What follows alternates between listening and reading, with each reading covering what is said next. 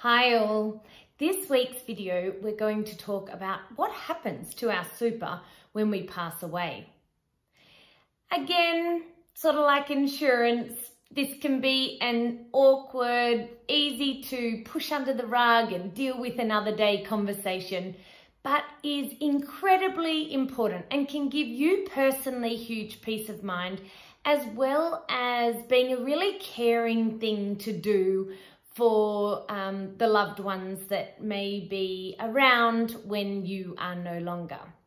So while I can't provide personal advice specific to your personal circumstances, we always encourage you to seek professional advice. In this case, talk to a financial advisor or a solicitor and get the right advice that suits you and your personal situation.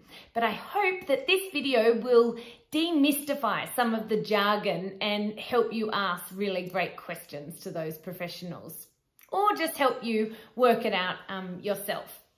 So your super might be one of the biggest assets you accumulate over your lifetime.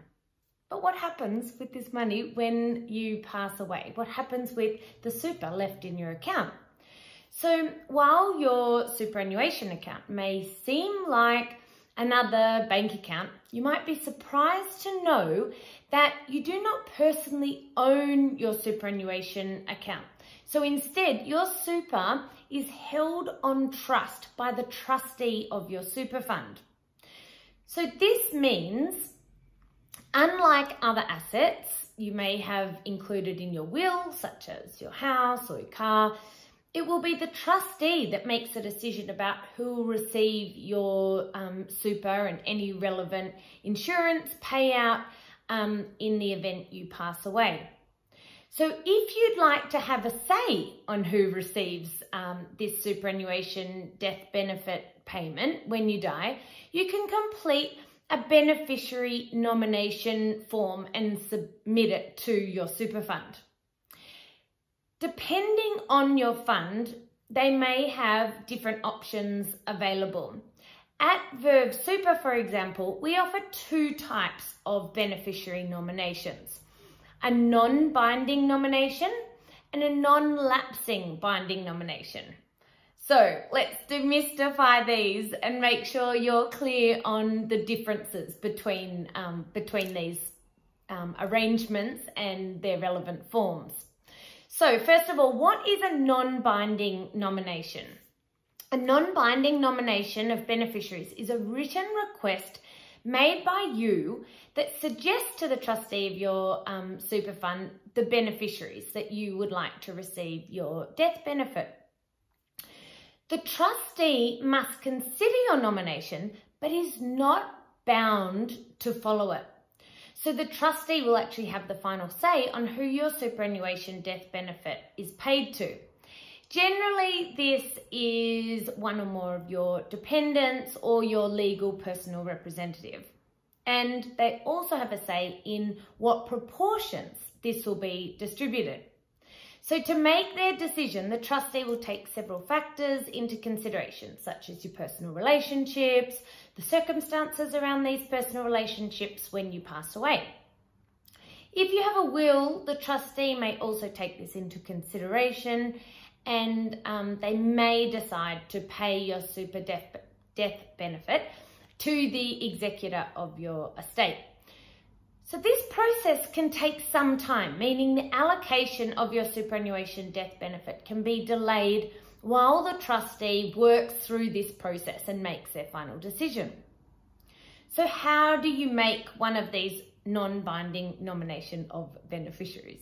So find, again, if you're a Verve Super member, log in to your member portal and you'll be able to find this form, and you can return it to the details will be, all the contact details will be on the form.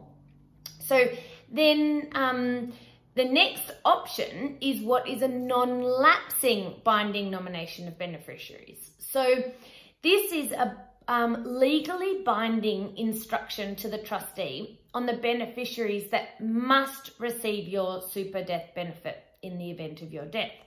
So long as this nomination itself is still valid, the trustee is bound to follow it. So, different to the first option, the non-lapsing binding nomination means that the trustee must pay your super benefit to the dependents you've nominated in the proportions you've provided on your nomination. So this type of nomination overrides the trustee's discretion and ultimately gives you complete choice. So these non-lapsing nominations remain in place until you cancel or change by completing a new form. And because of its non-lapsing nature, you're not required to update this nomination in writing every 3 years, as is the case of some other forms of binding beneficiary nominations. So the only way this can become invalid is if, say, one of your nominated beneficiaries dies before you or is found not to be a dependent at the time of your death. So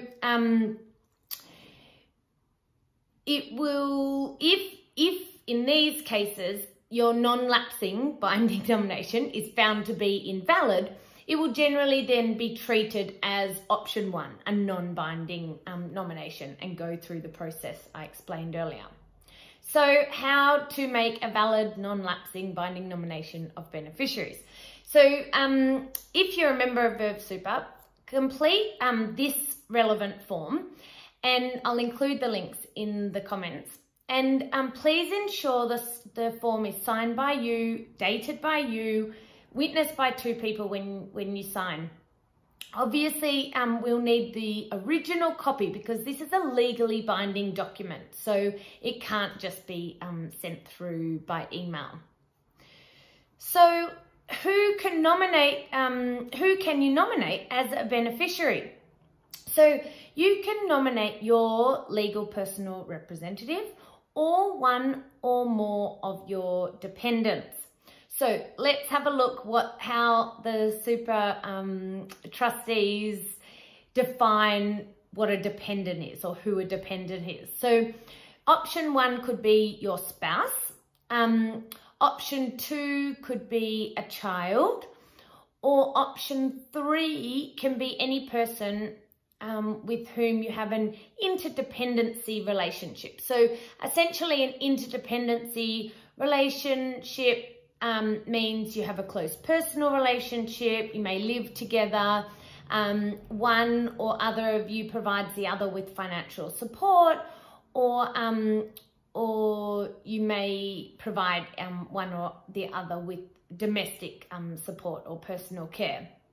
So it's important to really have a think about, are the beneficiaries that you would like to receive your super payout, do they fit in these dependent, within this dependent sort of tick these boxes? So what if you haven't nominated a beneficiary? So the trustee may pay your superannuation death benefit to your estate, or use its discretion to decide which of your dependents may receive the payment, and again, in what proportion.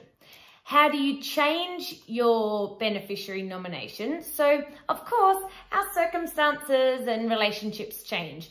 New children are born, spouses may separate. So it's a good idea, like all of your financial admin, be it your insurances, your budget, your looking at your assets and liabilities, that you touch base and just have a look each year and make sure that it's aligned, whatever you've decided is still aligned with your life situation.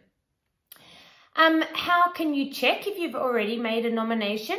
So if you're a Verve member, you can visit the member portal and select Insurance and Beneficiaries in the menu. Here you'll see any valid beneficiary nominations.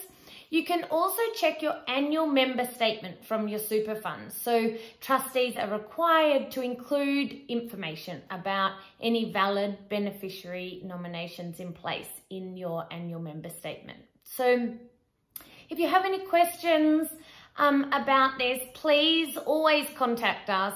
Ask the questions below, start conversations within your family, with your friends, even in this Facebook group, and make sure you're really comfortable with the decisions you decide to make.